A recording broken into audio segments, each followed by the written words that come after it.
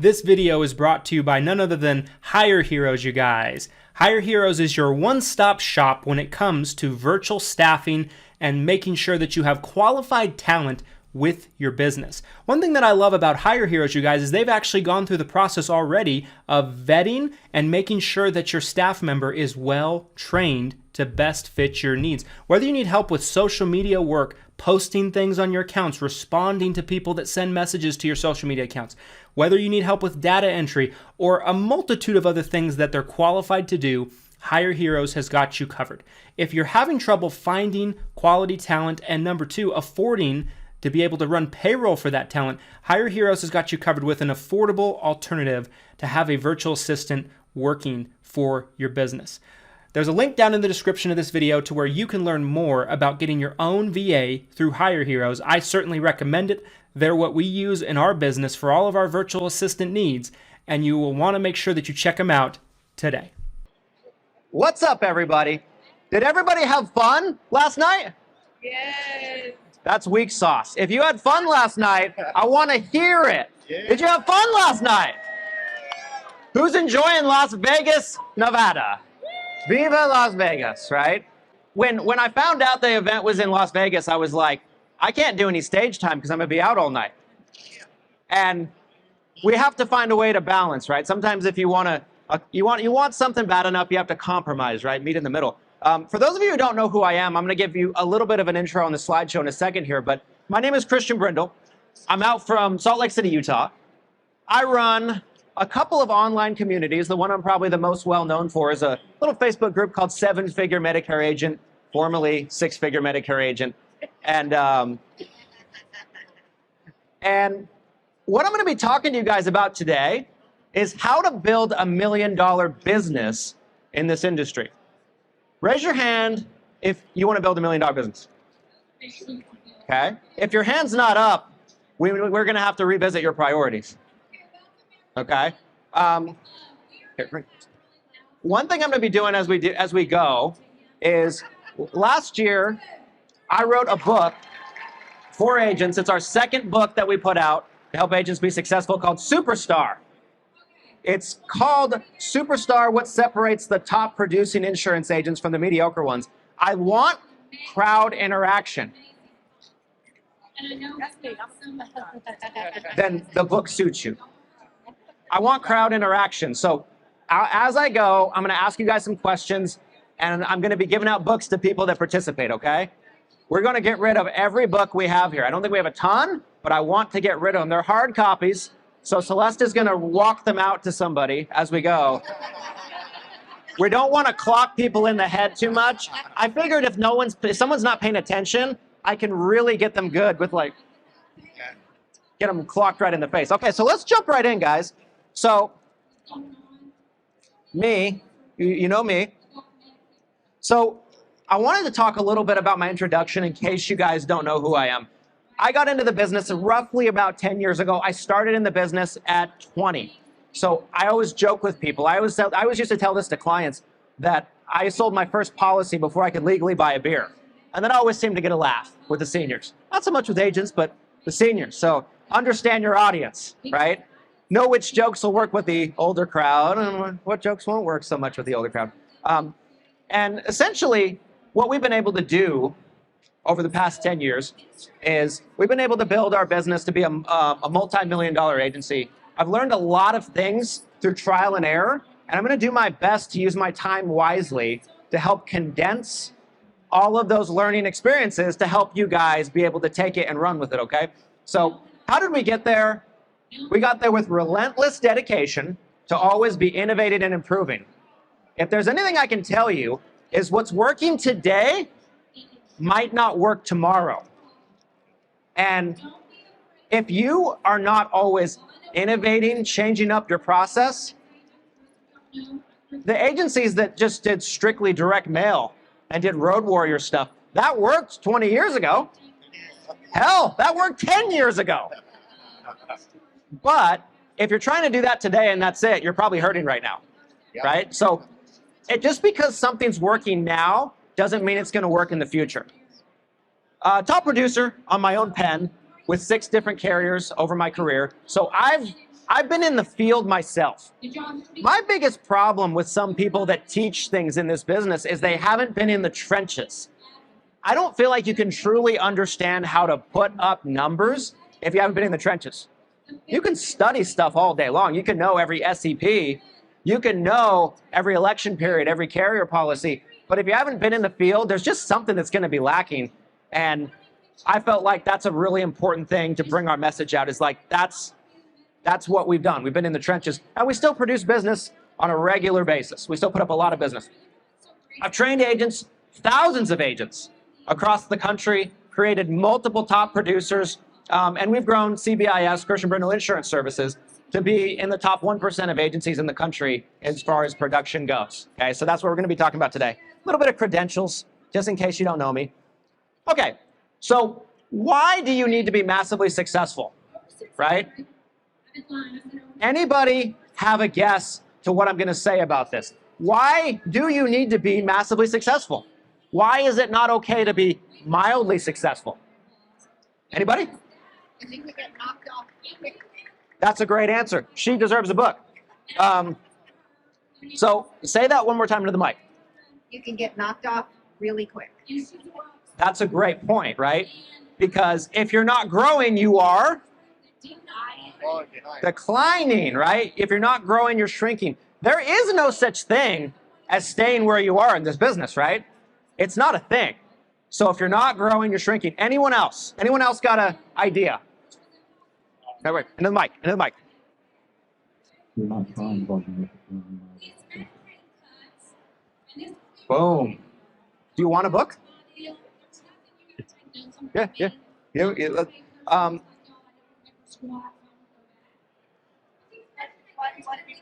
Yeah, why do you want to be massively successful? Why not? Why not? She deserves a book. That's my favorite one yet. Why not, right? Okay, we'll take one more. We'll take one more for time's sake. Celeste, you pick. You pick the person. One more. You guys have been in 100% that time so that you are massively.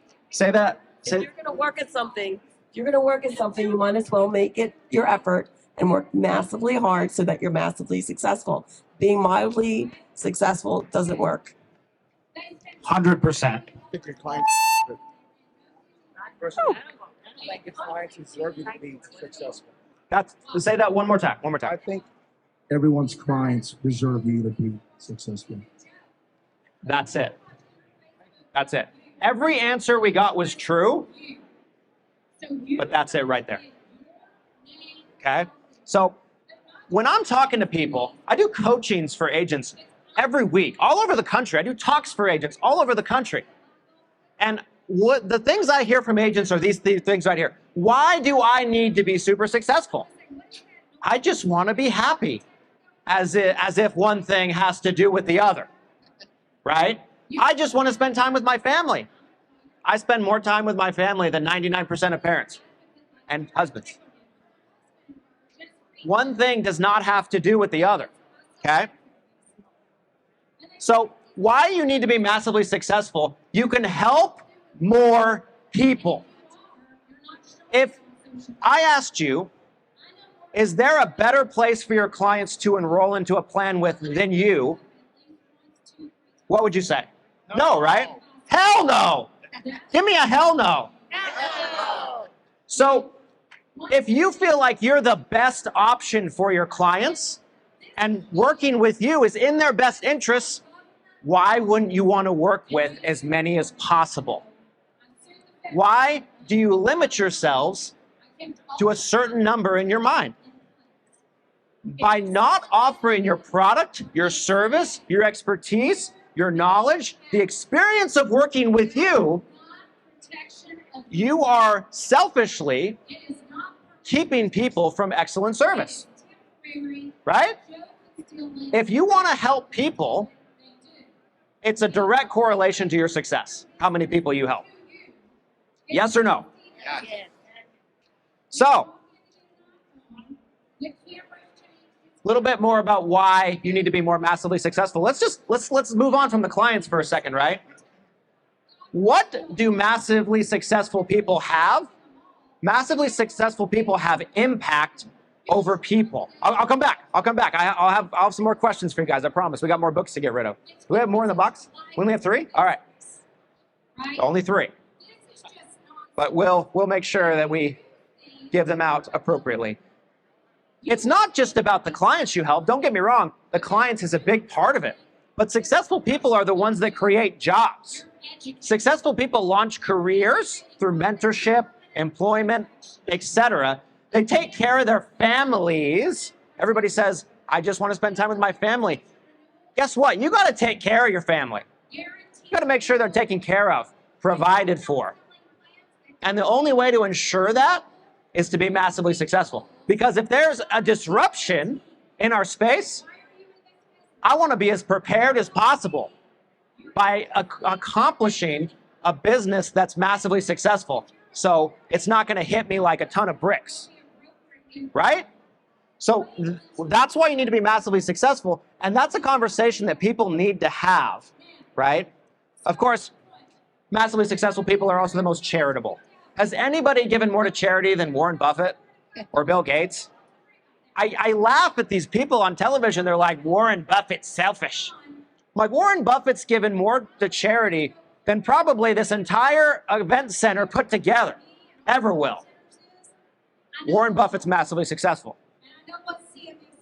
So, in order to get your success where you want it to be, you have to get rid of some of these limiting beliefs. Anybody have an example of what might be a limiting belief that holds people back from massive success? Anybody? You don't have time? I like that one. Okay. Fear of failure. Fear of failure. Okay. Think I can. I don't think I can. Right? Limiting belief. What else? I don't want to be a jack of all trades. Okay. My compliance officer won't let me do it. My compliance officer won't let me do it. Do we have any compliance police in the audience? Woo! I'll keep my hands. I'll choose my words carefully if we do. Yes. I can't manage a large book. Love it. One more. One more time. Setting up your self-limits. All great answers.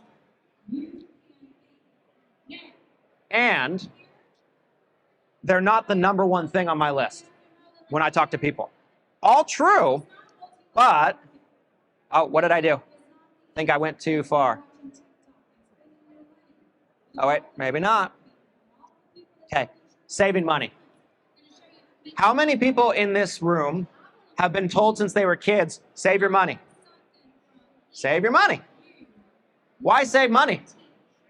Inflation's going to take it down by 6%. So by saving money, you're literally losing money. Yes or no? To win in business, to win in the new economy, you got to spend that money, but not spend it on dumb things. I can go out into MGM right now and buy a Rolex. Now, there's probably a watch connoisseur in the audience. They'd be like, but Christian, it grows in value. I get it. I understand. But I could go buy all kinds of things that aren't going to do what? Make me more money. So the way that you win is not by saving, playing defense, which I'm going to get to in a second. It's, well, I don't want to spoil anything. Dave Ramsey. Dave Ramsey is the biggest enemy to entrepreneurship, in my opinion. Maybe not the biggest enemy, but he's an enemy. Because his tactics, his philosophies are not for entrepreneurship. They're for the average person that's $1 million in debt. We've all seen the YouTube clips. How did you get so in debt? How could you be so stupid? Right? That's Dave. And Dave's strategies are great. Rice and beans, get out of debt, baby steps, all that stuff is great, but it's not for somebody that wants to build $1 million business. Dave didn't build his business with the strategies that he teaches. He might have invested with it, things like that, but he didn't grow his business that way. So saving money. Marketing is the next thing. So everybody teaches grassroots marketing, which I think is great. I'm a big, big fan of grassroots marketing. But at some point, you need to part with money to gain more time. How many people have heard before, in this business, a client will always cost you one of two things, and what are those two things? Time and money. She gets a book. Time. I'm sorry. I'm sorry. We'll get you one. Actually, give her a book too, because she did say it first. She did say it first. I caught it late, so delayed reaction. Time or money, right? At the beginning of your business, you have more time than money. So grassroots marketing is great. Generate something from nothing. But at some point, it's not scalable, right? At some point, when your time becomes less available, you have to part with some of your money to make up for that. And that's how that's what separates a business that's making $250,000 a year from one that makes $2.5 million.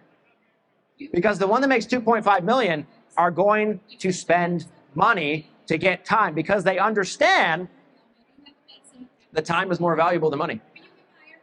So if I can part with some money and get some more time in my business, I win. I'm going to beat the person that's out there working 80 hours a week, knocking on doors, and they're out there grinding and slaving away. I'm not going to leave my office. I'm going to sit behind my desk. I'm going nowhere. And I'm going to work 50 hours, and I'm still going to win. Because I understand that time means more than money. All right, playing offense, not defense. This is something I've been saying recently. It always gets a good reaction. Quarterbacks are higher paid than cornerbacks for a reason. That's because everybody loves offense. Defense wins championships, but not in business. Everybody knows the quarterback. Everybody wants a Tom Brady jersey. Do you want a Richard Sherman jersey? Maybe you do. Maybe Deion Sanders is your guy. But offense wins championships in business. Defense gets you killed in business. Staying small is good. Kind of touched on this already. If you're not growing, you're shrinking. You always have tomorrow. Tomorrow is not guaranteed, not just in life. A lot of people say that like tomorrow's not guaranteed. Something might happen. That's true. But what's more, to me, likely is something changes out from under your feet in the business, right? CMS just dropped a final rule, what, a week ago? Anybody hear about this? It's not going to disrupt your business, but you always want to take advantage of things while you can, right? And thinking that, oh, I'll start tomorrow.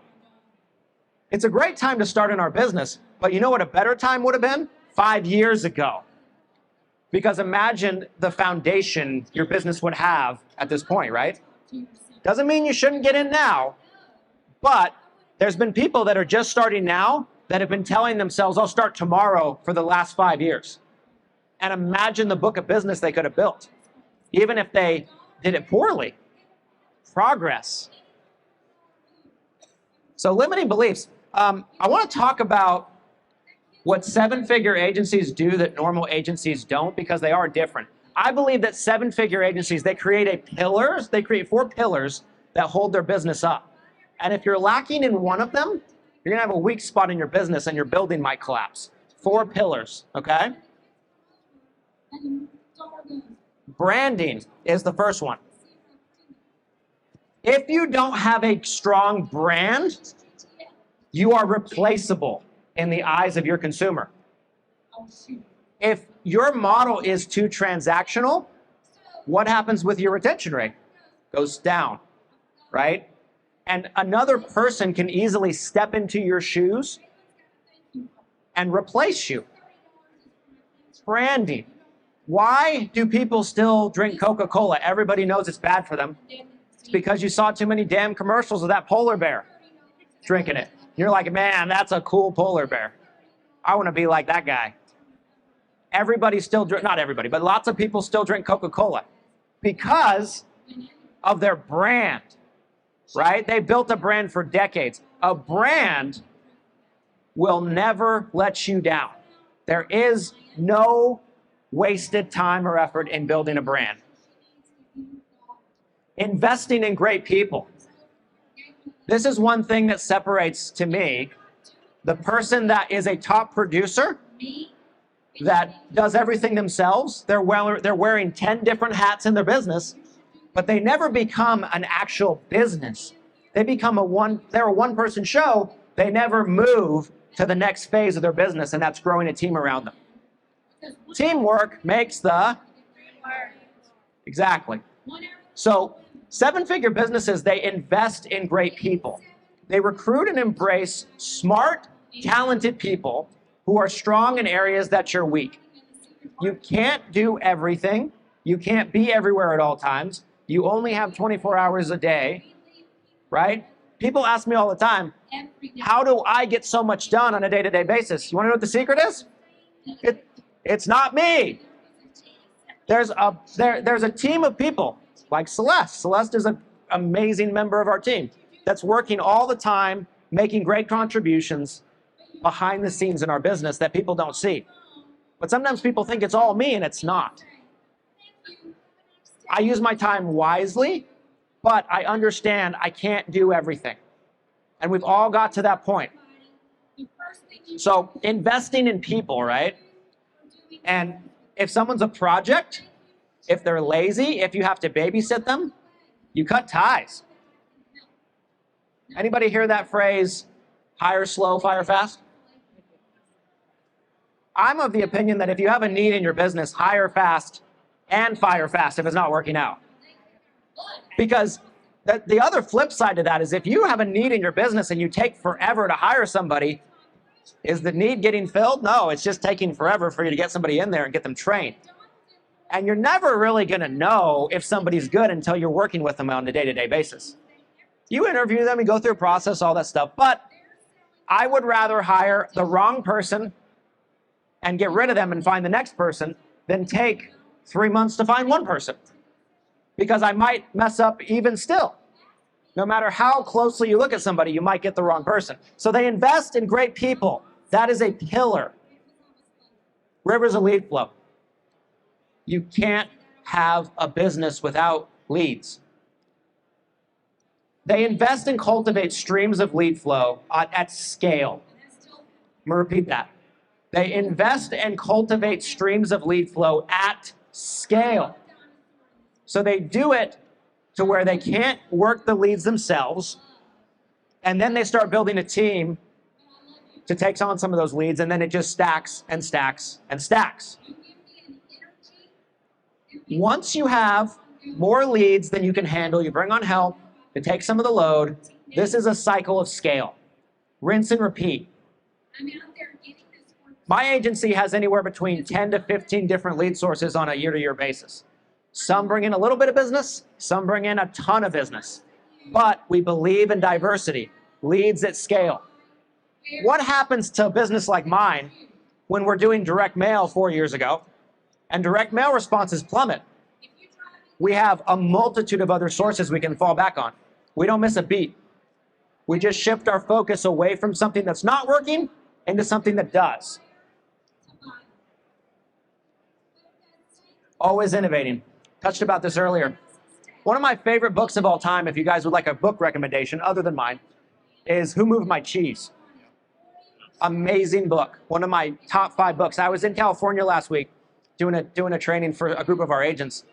And somebody asked me a question on the spot. They're like, give me 5 books, your top 5 books. And I forgot to mention that one. It's been bothering me ever since. The importance of being flexible, mobile, is going to be in your favor. And you know what else? The average agent is terrified of these big call centers, big organizations that they can't compete with. But you know what you have that they don't? Mobility, fast moving, flexibility. You can be ahead of them 10 times out of 10 because they have stockholders they have to satisfy. They have a board of directors they have to pitch things to. Getting something changed with a big organization is tough. But what you have going for you by being small, at least at the beginning, is you're flexible. You can move quickly. You can change fast. Always be innovating. And it doesn't matter to me how well something's working. If there's a new trend coming on, learn about it. Stay up on what's going on in marketing. There is no better investment you can make than learning something new with marketing, because it might be a gold mine for you for 18 months. And then it might be worthless after that. So understand these trends and make sure that you're always innovating your business. All right. Learn how to hold all the cards. What does this mean? Learn to hunt. If you're relying on your FMO and you're not an LOA or captive or something like that, right? That's a different situation. There can be great situations and great LOA situations out there. But if you're an independent agent, right? You're trying to build your business and you're relying on your FMO for your leads, you're screwed because they hold all the cards in your business. Learn to hunt. Don't be fed. Once you learn this, your life will never be the same.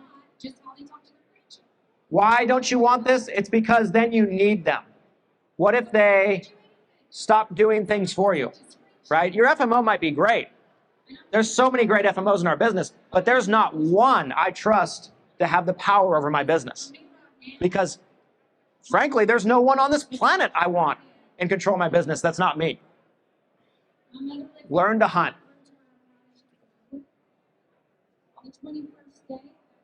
Your CRM. If you're getting your CRM from your FMO, and I always get people that get mad at me when I say this, but it's true, they control the most important thing in your business. And what is that? Your data. Invest in a CRM. Spend $30 a month for Radius Bob or something. Get something that you control. Because a free CRM from your FMO, it means they control your business. If you ever want to leave and they don't want to give you that data, or even if they do, and they want to take that data and sell it or give it to another person or whatever the case might be, there's not a damn thing you can do about it. I don't trust anybody that much. Invest in your own systems and your own marketing. This is how you're going to hold the cards. This is what real agencies do. I talk to agents all the time that they can't wrap their mind around paying for a CRM. $30 a month, $50 a month, $100 a month, whatever they're paying. And I'm like, if you build an actual foundation with a free CRM, you are backing yourself into a corner. Have control over your data. Because if you don't, you might be sorry that you didn't. And if you find yourself in that situation, you're screwed. Seek information anywhere you can find it. So there's a lot of people in our business that they're in a bubble that their FMO creates for them. And they never learn anything beyond their FMO. It's not a bad thing to seek out information from other places. There's so many free resources today, so many online. There's YouTube channels. There's Facebook groups. There's a pretty great one that I know of. I can recommend it when we're done if you want to know. But we're in a place right now where we have free-flowing information like never before. So if you're in a bubble, seek out information. And also, it doesn't matter who you're contracted under. Nobody knows everything. There's going to be somebody that's good at something that your FMO's not. And by not watching that content and keeping yourself in that bubble, you're limiting what you can accomplish, right? Understand that you have to continuously be seeking information, not just from your FMO. Once you find a good upline, stay put. I'm not going to spend too much time on that. But if you do find a good FMO, don't bounce around. Have you guys ever seen an agent in our business? They change FMOs like 6 times in 3 years. Anybody see that? It's usually not the FMO at that point. There's something wrong with their process. There's something wrong with their business. They need to change something internally, but they don't see that. If you're an FMO jumper, usually that's not a good sign. Usually there's the problem there. So when you find a good place, stay put. The grass isn't always greener. Don't get me wrong, sometimes it is. If you're not in a good situation, the grass can certainly be greener. But don't bounce around. 7-figure agencies really don't do that. They are very, very intentional and take their time with changes like that. Last thing I want to touch on before we wrap this up is Play the game that the big boys are playing. So how many people in this room are tracking their data or their analytics? Okay. What does that mean? Kind of. Okay. Okay. Somebody give me a way that you're tracking your data. Bill. Hey, I don't want to come back. I don't want to come back there because the thing will yell at me. Here's my CRM. Say again? P&L. P&L. Okay, that's a great one. That's a great one. CRM. CRM. A CRM is going to track your data and it's going to help you keep track of your client data. Yes. Month-over-month, year-over-year sales, 3-year, 5-year trends, where we go that piece, and then where are referrals coming from? Yeah. Referral sources, all the different places. Where business comes from. Yes. Yeah, where business comes from is a big one.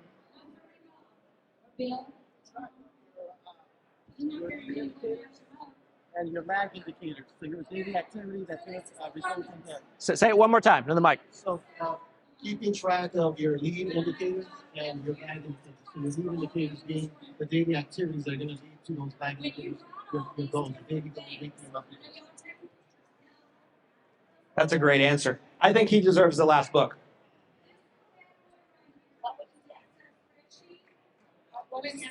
It was a long answer. You didn't hear it? 5 minutes? Okay. I'm gonna move quickly, guys. I'm sorry. I gotta move on from that because we're running out of time here. But there's a couple of data points that have helped my business. So everybody's focused on cost per lead, CPL, right? How much you pay per lead. What if how many people have heard that you should track your cost per lead? Anybody? What if I told you that's the wrong thing to track? That's really not what you should be concerned about, in my opinion.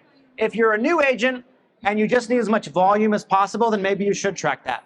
But if you're looking for what we talked about earlier, time and intent, it's not what you're going to track.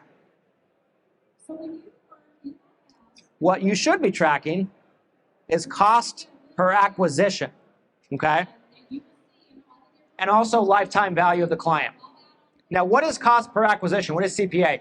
What does it cost you on average to acquire a client? Does anybody know your CPA? Anybody track this? This is something you should know. What does it cost you? 125 bucks. Perfect. Anybody else? Huh? What?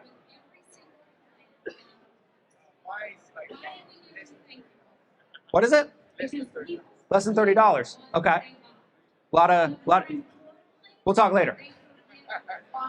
So, what if I told you that the big boys are comfortable spending $300 to $400 CPA because they're doing it at what? Scale. Sometimes a lower CPA means that you're scrapping and clawing for each client. Not always. There's exceptions to the rule. But there's so many people I see in this business that they're trying to get a $50 CPA, a $100 CPA. They're trying to get the lowest CPA as possible. I'm not talking about you. You might be the exception. All rules have exceptions. But sometimes you're spending so much time in getting a low CPA that you're preventing yourself to get more clients at scale because you're not willing to spend a little bit more. The big boys pay higher CPAs because they're trying to do it at mass scale. So understand it's a different game that they're playing.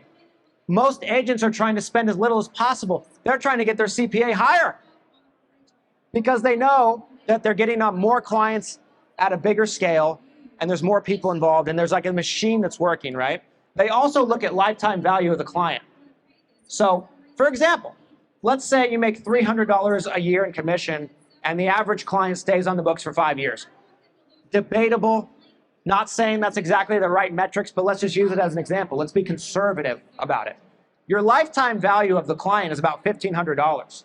So the way that the big boys look at business is if they spend $200 for a CPA or $300 for a CPA, cost per acquisition, but their lifetime value of the client is $1,500, they gave up $300 to make $1,500. How many people would do that deal? All day long, right? Now, when you're new When you're new in the business, you have bills to pay, you have mouths to feed, you have electricity bills to pay, groceries to buy, all that stuff. This stuff isn't practical if you're brand new. So understand that. I want to preface my comments by saying that. But if you're making $250,000 a year or more, and you want to get to $1 million a year, you need to start tracking your numbers like this. Try to get that CPA up if it means you're bringing in more clients. If I have a $100 CPA and I'm bringing in 5 clients a month, or I can bring in 50 a month at 300, which one's better? I'll pay the 300 CPA, right? So understand that metrics are going to help your business. And these are the metrics that the big boys are using right now. The people that you're trying to compete against, the e-healths, the call centers, the Jimmy JJs and the Joe Namath companies. This is the game that they're playing. EBITDA, don't have time for that. Sorry, guys, I ran out of time. Real quickly before I finish, I just wanted to say thank you guys for being here, sitting through this. I hope you got some good value out of this. If you got a book, I hope you read it. It's very well written, I was told. And if you guys like conferences, we have an amazing one in June called the Six Figure Medicare Agent Summit in Salt Lake City, June 9th and 10th. We'd love to have you guys come out, talk to Celeste or myself about it. If you bump into us throughout the event, we'll get you hooked up if you guys would like to be there. Thank you guys, and enjoy the rest of the event.